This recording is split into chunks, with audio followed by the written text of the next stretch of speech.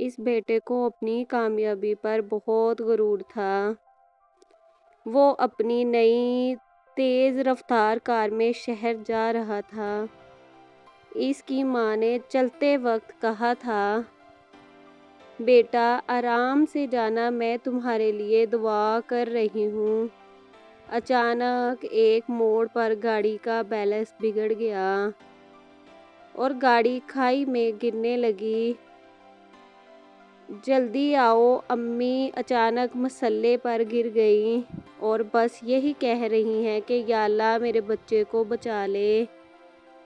لڑکا وہاں سڑک پر بیٹھ کر رونے لگا۔ دنیا کی ہر دیوار گر سکتی ہے لیکن ماں کی دعا کی دیوار کوئی طوفان نہیں گرا سکتا۔